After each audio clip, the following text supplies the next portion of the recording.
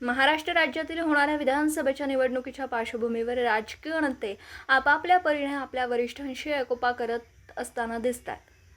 त्यातच भोकर विधानसभेतील सामाजिक कार्यकर्ते दादाराव पाटील ढगे यांनी 29 ऑगस्ट रोजी नागपूर येथे काँग्रेस पक्षाचे प्रदेशाध्यक्ष नाना पटोले यांच्या निवासस्थानी भेट घेत भोकर विधानसभा मतदारसंघातील विविध विषयांवर चर्चा करून राजकीय वातावरणासह काँग्रेस पक्षाची ताकद आदी विषयांवर चर्चा झाल्याचं वृत्त आहे.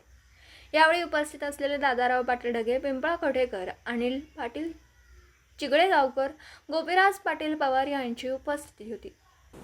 दिवसभरातील घडामोडींचा आढावा घेण्यासाठी पाहत रहा N24 मराठी न्यूज चॅनल.